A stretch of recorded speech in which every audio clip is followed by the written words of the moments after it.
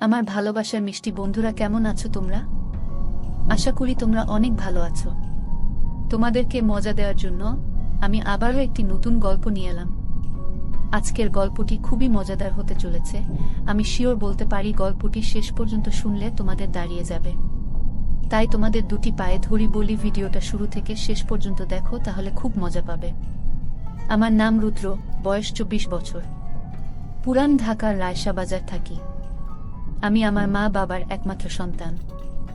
বাবা একজন সরকারি কর্মকর্তা আর মা গৃহিণী। আমার মা অমায়িক সুন্দর একজন মহিলা। আমার চোখে পৃথিবীর সেরা নারী আমার মা। যেমন তার রূপ লাবণ্য, তেমনি তার শারীরিক গঠন। চেহারায় মায়ের সর্বোত্তম ছাপ। তবে আমার মা আমার বাবার মতো মানুষকে নয়, বরং আরও ভালো কাউকে ডিজার্ভ করে। আমার বাবা টাক মাথায় 55 বয়সী একজন লোক, যার ভুঁড়িওয়ালা পেট। দেখতে বিদঘুটে বলা চলে। আমার মার মতো সুন্দরী ও বিশ্বসেরা নারী সে ডিজার্ভ করে না। যাই হোক, যেটা সত্যি তা তো পাল্টানো যাবে না। এবার আসি আমার পরিবারের সবচেয়ে বড় আকর্ষণ নিয়ে। আমার পরিবারে আমি, মা বাবা বাদেও আরও একজন আছে। আর সে হলো আমার ছোট মা। আসলে এটাই সবচেয়ে মারাত্মক একটা বিষয় আমার পরিবারে। আমার বাবা দুটো বিয়ে করেছে। আমার মা হলো প্রথম স্ত্রী এবং ছোট মা দ্বিতীয়। এবং আরও অবাক করা বিষয় হলো আমার ছোট মা আমার মার আপন বোন। সবাই হয়তো ভাববেন এটা কি করে সম্ভব, কিন্তু এটাই বাস্তবতা। আমার নানা নানি মারা যাবার পর মা ছোট মাকে নিজের কাছে নিয়ে আসে। কিন্তু কিছুদিন পরেই হঠাৎ বাবা একদিন মাকে বলে তার ছোট মাকে পছন্দ। তাজ্জবের বিষয় হলো মা এক ফোঁটাও কষ্ট পায়নি কিংবা বাবাকে পাল্টা কিছু বলেওনি। উল্টো নিজেই ছোট মাকে তার সতীন করে নিয়েছে। এলাকা জুড়ে নাকি ব্যাপক চাঞ্চল্য সৃষ্টি হয়েছিল তখন। আমি তখন 3-4 বছরের শিশু। এখন আসি ছোট মার রূপে। দুই বোন শুধু চেহারাই ভিন্ন, আর তাছাড়া সব একই রকম।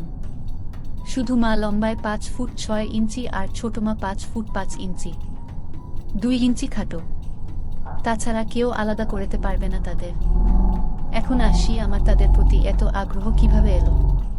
ক্লাস 9-এ পড়া অবস্থায় হঠাৎ একদিন রাতে ঘুমানোর আগে মোবাইলে একটা ভিডিও এলো। ক্যাপশনে ছিল আপন ছেলের সাথে মা। আমি অবাক হয়ে ভিডিওটা দেখলাম। অজান্তেই নিজেকে ভিডিওর ছেলের জায়গায় আর মাকে সেই মায়ের জায়গায় রেখে ভিডিওটা দেখতে দেখতে লাগলাম। ভিডিওর সাথে আমারও মাল ঝরল। ধুপ করে উঠল বুকটা। উঠে বসে ভাবতে লাগলাম, এসব কি ভাবছি আমি, ছিছি। কিন্তু কেন জানি না সাথে সাথে অনলাইন সার্চ করলাম। যা ফলাফল এলো তা আমার কপাল খুলে দিল। বিদেশে নাকি মা ছেলেরা আনন্দ করে, আর আদিম যুগে এসবই ছিল স্বাভাবিক। এসব দেখে আমার তো চান কপাল। তখন রাত ছিল, ক্লান্ত ছিলাম বলে ঘুমিয়ে পড়ি। হঠাৎ রাতের স্বপ্নদোষে ঘুম ভাঙল। স্বপ্নে আমার একটা ভুল ভাঙল। আমার চান কপাল নয়, আমার চাঁদ তারা ছবি আছে। আমার যে আরেকটা মাও আছে তা তো ভুলেই গেছিলাম। একসাথে দুটো মা, মা ও ছোট মার কথা স্বপ্ন দেখে ঘুম ভেঙেছে। সারা রাত আর ঘুমাতে পারলাম না। সেদিন থেকেই মা ও ছোট মার প্রতি ভালোবাসার জন্য লুকিয়ে লুকিয়ে তাদের দেখতাম, কিন্তু জানি এসব বিদেশেই সম্ভব, বাংলাদেশে নয়। শুধু দেখেই শান্তি। আমি বললে তো আর বিদেশি মায়ের মতো আমার মা আমার সাথে আনন্দ করবে না। তাই তাদের লুকিয়ে লুকিয়ে দেখে চলেছি। তো এরই মাঝে একদিন ভার্সিটি থেকে বাসায় এসে কি খাবার দিতে বলতে ছোট মার রুমে গেলাম। গিয়ে অপ্রস্তুত হয়ে পড়লাম দুজনেই। মা শাড়ি পরছিল। আমি অবাক হয়ে দাঁড়িয়ে গেলাম ছোট মার দিকে তাকিয়ে। যদিও এটাই আমার জন্য প্রাপ্য ও চাহিদা, কিন্তু এভাবে সামনাসামনি দেখাটা স্বাভাবিক নয়। তাই নার্ভাস হয়ে গেছিলাম, কি করব বুঝতে পারছিলাম না। কিন্তু ছোট মার কাণ্ডে আমি একদম অবাক হয়ে গেলাম।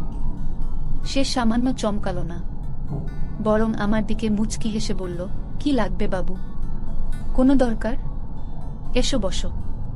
সে স্বাভাবিকভাবেই কোনো তড়িঘড়ি না করে ধীরে সুস্থে পড়ে নিল। আমাকে দাঁড়িয়ে থাকতে দেখে এগিয়ে হাত বাড়িয়ে আমার হাত ধরে টেনে বিছানায় বসিয়ে বলল, কিছু লাগবে বাবু? কিছু বলছো না কেন? আসলে আমার খিদে লেগেছে ছোট মা। ছোট মা, ওহ আমি তো ভুলেই গেছিলাম। এসো এসো বাবু, তোমার খাবার রেডি আছে, এসো খেয়ে নাও। ছোট মার সাথে ডাইনিং টেবিলে গেলে আমায় তুলে খাওয়ালো সে। খাওয়া শেষে ছোট মা কইল, এবার গিয়ে রেস্ট নাও। আমি, মা কোথায়? ছোট মা, তোমার মা তার রুমে আছে, ঘুমাচ্ছে। তুমি ঘুমাও, উঠে দেখা করো। আমিও ঘুমাতে গেলাম। বিকেলে ঘুম থেকে উঠে মার রুমে যাচ্ছি। ছোট মার রুম পেরিয়ে মার রুম যাচ্ছি, এমন সময় শুনতে পেলাম মা ও ছোট মার আলাপচারিতা।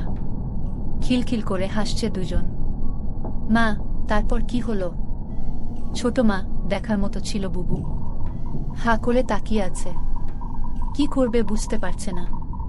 পরে আমি সামলে নিলাম, এমন ভাব করলাম যেন কিছুই হয়নি। মা, আমার বোকা বাবুটা বোকাই রয়ে গেল। মাকে দেখে কেউ এমন চমকে যায়? ছোটবেলায় তো কত দৃশ্য দেখেছে। ছোট মা, এখন কি আর ছোট আছে বুবু? আমাদের বাবু কিন্তু সেরকম পুরুষ। মা, হ্যাঁ রে, ঠিকই বলেছিস, কিন্তু আমার বড্ড ভয় হয় রে। ছোট মা, কেন ভয় কিসের? মা, এই বয়সের ছেলেরা নিজের ক্ষতি করে বসে, আর কোনো বাহিরের মেয়ের পাল্লায় পড়লে তো সব শেষ। ছোট মা, কি করা যায় বলতো? মা, একটা বিষয় ভাবছি। কয়েক মুহূর্ত নীরবতা, এরপর হঠাৎ বলতে শুরু। ছোট মা, পারবো না কেন? আমাদের বুকের মানিক এভাবে শেষ হতে দিব না। ওর একটা ভবিষ্যৎ আছে। মা, হ্যাঁ, যেভাবেই হোক। নিজেদের কথা ভাবলে চলবে না। ছোট মা, ওর জীবন সুন্দর করতে হলে জীবন ত্যাগ দিব। তুমি কিচ্ছু ভেবো না, আমাদের বাবুর জীবন সুন্দর করবই আমরা। আমি তাদের কথায় আগাগোড়া কিছুই বুঝলাম না। প্রথমে আমায় নিয়েই কথা বলছি সকালের কাণ্ডে, কিন্তু পরে কি বিষয়ে আমাকে জড়িয়ে দিল বুঝলাম না। আমার জীবন কি সুন্দর করবে মাথায় ঢুকলো না। আমি আর ওই রুমে ঢুকলাম না। নিজের রুমে গিয়ে চিন্তা করতে করতে অস্থির। অনেকক্ষণ পরে রুমে হঠাৎ মা এলো। আমায় খাটে বসে চিন্তিত দেখে বলল, কি হয়েছে বাবু? মন মরা হয়ে বসে আছিস কেন? আমি, এমনি মা। মা, না তো, এমনি আমার বাবুটা মন খারাপ করে থাকবে কেন? দেখি কি হয়েছে, বলতো আমায়। এমন সময় ছোট মা ঘরে ঢুকে বলল, আমাদের বাবু বড় হয়ে গেছে, এখন আর মাদের কিছু বলার প্রয়োজন মনে করে না। আমি, না ছোট মা, কি বলো এসব? ছোট মা, ছোট সময় থেকে পালতেছি তোমাকে, এখনো শিখাতে হবে? কি হয়েছে বলো? আমি, আসলে সকালের বিষয়টার জন্য আমি সরি ছোট মা। আমার নক করে ঢোকা উচিত ছিল, ভুল হয়ে গেছে, ক্ষমা করে দাও। মা ও ছোট মা চাওয়া চাই করছে একে অপরকে। ছোট মা আমায় টেনে বুকে জড়িয়ে বলল, বোকা ছেলে, আমি কিছু বলেছি তোমাকে? রাগ করেছি তোমার উপর? আমি, না, কিন্তু কাজটা ঠিক করিনি তো। মা তখন আমায় গালে হাত বুলিয়ে দুজনের মাঝে আমাকে বসিয়ে বলল, বোকা ছেলে আমার, কবে বড় হবি বলতো? পাগল ছেলে, এসব নিয়ে আর ভাবিস না বোকা। আমি, কিন্তু মা। ছোট মা, বলেছি না চুপ করতে। মার কথা শোনো বাবা। আমি তো কিছু মনে করিনি বাবা, কেন এত মন খারাপ করছো? আমি, সত্যি ছোট মা। ছোট মা, হ্যাঁ বাবা সত্যি, এসো আমার বাবু। বলেই ছোট মা বুকে জড়িয়ে ধরল আমায়। দিনে দিনে তাদের শরীরের গন্ধ আমার নেশা হয়ে যাচ্ছে। মা, তো চল চল ছাদে গিয়ে কিছুক্ষণ বসি, চা নাস্তা করি চল। ছোট মা, আমি রেডি করে আনছি, তোমরা ছাদে যাও। ছোট মা চলে গেল কিচেনে, আর আমি ও মা ছাদে গিয়ে বসলাম। মা আমার কাঁধে হাত রেখে বলল, শোনো বাবু, আমরা তোর মা, আমাদের নিয়ে এসব বিষয়ে এত ভাবতে নেই। বাহিরের কেউ হলে সেটা চিন্তার বিষয়। আর তুই তো লুকিয়ে দেখিসনি কিছু, তাই না? আমি, না না, লুকিয়ে কেন দেখতে যাব? মা, সেটাই তো, আর লজ্জা পাওয়াও দরকার নেই। আমাদের কোলে পিঠে চড়েই বড় হয়েছিস তুই। মা, তুই তো জানিস না পাগল, তোর ছোট মারও একটা সন্তান হয়েছিল। আমি অবাক হয়ে বললাম, কি বলছো এসব? এত বড় হয়ে গেছি, আমি তো জানতাম না। মা, এটা সবসময় আমরা লুকিয়ে রাখি তোর ছোট মা কষ্ট পাবে বলে। বাচ্চাটা দুদিন পরেই মারা যায়, তাই তখন থেকেই তোর প্রতি এত পাগল তোর ছোট মা। তোকে খুব ভালোবাসে, কখনো কষ্ট দিস না তোর ছোট মাকে। আমি, হ্যাঁ মা, কখনো কষ্ট দিব না, কিন্তু একটা কথা বলি মা। মা, বল, কি বলবি? আমি, ছোটমা কিভাবে এই পরিবারে এলো? মানে বাবা তোমার বোনকেই বিয়ে করলো, এটা কিভাবে সম্ভব? মা, তা অনেক কাহিনী আছে বাবা, তুই বুঝবি না, আস্তে আস্তে সব জানতে পারবি, সময় হলেই বলবো আমি। আচ্ছা মা। এমন সময় ছোটমার আগমন। চা নাস্তা করতে করতে খুব গল্প করছি আমরা। 3-4 দিন পরে একদিন সকালে উঠে বাথরুমে ঢুকি তাড়াহুড়ো করে। ঢুকেই অবাক হয়ে যাই, আবার ছোটমার সামনাসামনি। এবার মাথায় চক্কর দেওয়ার মতো দশা। হঠাৎ দেখায় দুজনই চিৎকার দিয়ে উঠি ও দৌড়ে আমি বেরিয়ে আসি। সাথে সাথে মা হাজির। মা, কি হয়েছে, কি হয়েছে? এদিকে ছোটমা বেরিয়ে এলো বাথরুম থেকে ওই অবস্থায়। মা ও ছোটমার আমার সামনে এই অবস্থার জন্য সামান্য চিন্তিত নন। ছোটমা হাসতে হাসতে বলল, রুদ্র ভয় পেয়ে গেছে আমার সাথে। হঠাৎ করে ঢুকে পড়ায় আমি চমকে যাই। আমার চিৎকারে রুদ্র চিৎকার। মা আমার কপালে হাত বুলিয়ে বুকে জড়িয়ে বলল, আমার বোকা ছেলে এমন করে চিৎকার করে? তোরা পারিসও? এখন ছোটমা আমাদের দুজনের সামনে ভেজা শরীরে দাঁড়ানো। মা, তুই নক করে ঢুকবি তো বোকা। আমি খুব হিসু পেয়েছিল। ছোটমা, ওহ তাই তো, যাও যাও হিসু করে এসো আগে। ছোটমা আমার হাত ধরে টেনে বাথরুমে ঢুকিয়ে দিল। আমি ভিতরে গিয়ে হিসু করে বেরিয়ে এলাম। মা ও ছোটমা কথা বলছিল, আমি আশায় চুপ করে গেল। চোখে চোখে নিজেরা কি যেন ইশারা করল। মা, আচ্ছা যা গোসল করে খেতে আয়। মা আমায় খেতে নিয়ে গেল। খাওয়া শেষে হঠাৎ ছোটমার ডাক মাকে। রুম থেকে ডাকছে, ছোটমা, বুবু এসো তো, একটু হেল্প লাগতো। মা, আমি খাচ্ছি। দাঁড়া, রুদ্র আসছে। মা আমার দিকে তাকিয়ে বলল, যা তো ছোটমার কাছে একটু। আমি এগিয়ে ছোটমার রুমে যেতেই যে দৃশ্য দেখলাম তা কল্পনা করা আমার পক্ষে অসম্ভব। ছোটমা, দরজায় দাঁড়িয়ে কেন? এসো ভিতরে। আমার হুকটা লাগিয়ে দাও না রুদ্র। আমি গুটি পায়ে এগিয়ে যাচ্ছি, কিন্তু বললাম, মা আসুক। ডাক দেই? ছোটমা, মা খাচ্ছে, তুমি এসো, লাগিয়ে দাও। কড়া গলায় বলাতে আমি একটু ভয় পেয়ে যাই। আমি কাপা হাতে হুকটা লাগিয়ে দিলাম। সাথে সাথে ছোটমা আমার দিক ফিরে বলল, কেমন লাগছে আমায়? আমি ভ্যাবলা হয়ে তাকিয়ে আছি তার মুখের দিকে। ছোটমা, কি হলো বলো। আমি, তোমার কি হয়েছে ছোটমা? আমায় এসব জিজ্ঞেস কেন করছো? ছোটমা, না হলে কি তোমার শ্বশুরকে জিজ্ঞেস করব? আমি মানে? ছোটমা, নিজের ছেলের কাছে জিজ্ঞেস করেছি কেমন লাগছে দেখতে, আর তুমি কিনা আজগুবি কথা বলে চলেছ। আমি এভাবে তো কখনো দেখিনি। ছোটমা, ছোট থাকতে অনেক দেখেছ। আমি, এখন তো বড় হয়েছিল তাই না? ছোটমা, আমার কাছে তো সেই ছোট্ট বাবুই আছো তুমি। ঝুঁকে আমার কপালে একটা হামি দিল ছোটমা। বলে ছোটমা আলমারি খুলে একটা সালোয়ার কামিজ বের করতে করতে বলল, আমায় কি দেখতে খারাপ লাগছে বাবু? আমি, কই না তো ছোটমা, কিন্তু সত্যি বলতে আমার কেমন যেন লাগছে। ছোটমা সিরিয়াস হয়ে আমার পাশে বসে আমার কাঁধে হাত রেখে বলল, কেন, কেমন লাগছে? আমি, হঠাৎ এভাবে তোমায় দেখা কেমন অদ্ভুত লাগছে। ভয় করছে কেন জানি। ছোটমা, বোকা ছেলে, এটা কোনো চিন্তার বিষয় না। আমি তোমার মা। প্রত্যেক সন্তানের সাথে মায়ের সম্পর্ক হয় পবিত্র। বাহিরের মেয়েকে এমনভাবে দেখলে মনে কুচিন্তা যেন না আসে, এজন্য ঘরেই এসব শিক্ষা নেওয়া উচিত। তাহলে অভ্যাস হবে এমন দেখার। তাহলে কাউকে এমন দেখলে কুচিন্তা আসবে না মনে। দেখো না, বিদেশি মা সন্তানের সামনেই এসব পড়ে বেড়ায়, তাও হাজার হাজার মানুষের সামনে। আমি, তাই তো। এমন সময় মার আগমন। মা, কি কথা হচ্ছে তোদের মা ছেলের? মা আশায় একটু অপ্রস্তুত হলে মা পরিবেশটা একদম স্বাভাবিক করে দিল। এমন ভাব করল যেন কিছুই হয়নি। মা, গল্প করা হলে এবার রান্না বাড়া করতে আয়, আর তুই পড়তে বস গিয়ে। আমিও বেরিয়ে ঘরে গেলাম। ঘরে গিয়ে হাত দিয়ে মনের শান্তি নিলাম। রাতে যখন খাবার টেবিলে যাই তখন সব যেন ঘোলাটে। ছোট মা মা দুজনই পারলে ঘুমটা দিয়ে থাকে বাবার সামনে। আপাদমস্তক ঢাকা শরীর, দুজন যেন সদ্য ধোয়া তুলসী পাতায় ভেজানো। খাবার দাবার শেষে নিজের রুমে গিয়ে ঘুমাই।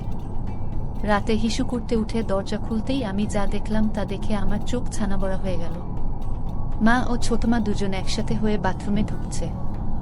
শুধু পিছন থেকে অন্ধকারে যা দেখা গেছে দরজা খুলতেই শুধু বোঝা যাচ্ছে তাদের কিছুই নেই, কিছু দেখা যাচ্ছে না। আমার রুমের দরজা খোলার কোনো শব্দ হয় না, তাই তারা বুঝতে পারেনি। দুজন একই সাথে বাথরুমে ঢুকেছে দেখে আমার শরীরে শিহরণ বয়ে গেল।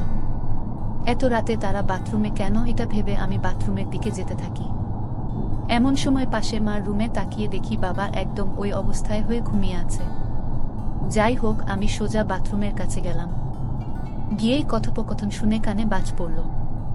ছোট মা, আর ভালো লাগে না বুবু। প্রতিদিন দুই বোন মিলে এক ফোঁটা পানি পাই না, খুব রাগ হচ্ছে। মা, কি করব বলো? শুকিয়ে গেছে ওনার, বয়স হয়েছে তো। ছোট মা, এই বয়সে কি এভাবে ঘুমাতে ভালো লাগে? তোমারও বয়স হয়নি, খারাপ লাগে না তোমার? মা, খারাপ তো লাগে রে, কিন্তু কি করব বলো? ছোট মা, তাহলে কি আমরা এটাই করব? মা, হ্যাঁ, তাছাড়া কোনো উপায় নেই। ঘরের কথা ঘরেই রাখতে হবে, বাহিরের কারো সামনে পা মেলে না ধরে ঘরেরটা দিয়ে করতে হবে। ছোট মা, হ্যাঁ গো বুবু। মা, পাবো পাবো, কোনো চিন্তা করিস না, ওকে আমরা মানিয়ে নিব। ছোট মা, ও রাজি হবে তো? আমার ভীষণ ভয় করছে বুবু, এ যুগের ছেলে।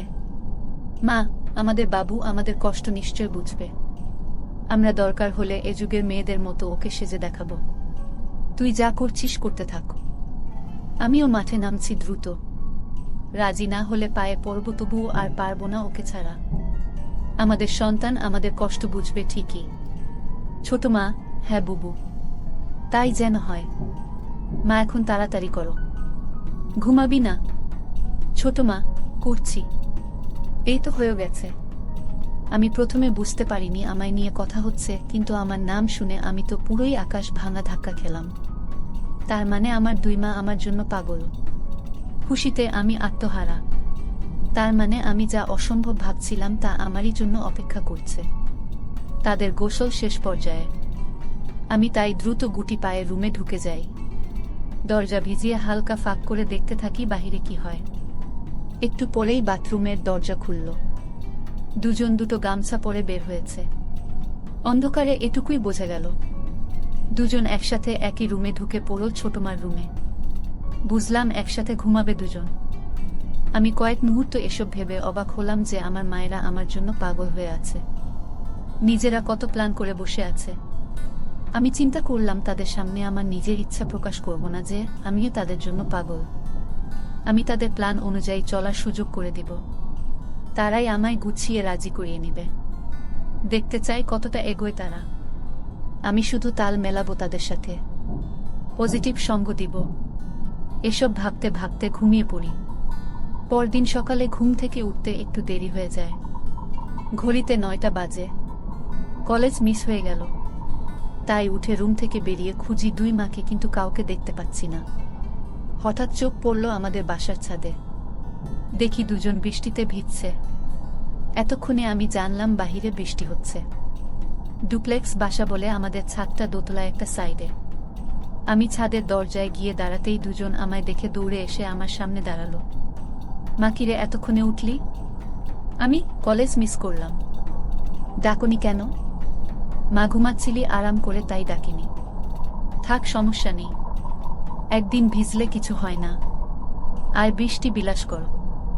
আমি, ইস, ঠান্ডা লাগবে না? ছোট মা, ঠান্ডা লাগলে আমরা দুটো মা আছি না, এসো তো। বলেই দুজন হাসতে হাসতে আমায় টান দিয়ে বৃষ্টিতে নিয়ে যায়। দুজনই সালোয়ার কামিজ পরা ছিল, ভিজে গায়ে লেপ্টে আছে। আমি একটুও অবাক হইনি, একদম স্বাভাবিক দৃষ্টি নিয়ে তাকিয়ে আছি। তিনজন মিলে বৃষ্টি বিলাস করতে থাকি। বৃষ্টি বিলাস শেষ করে রুমে গিয়ে মুছে ডাইনিংয়ে আসি।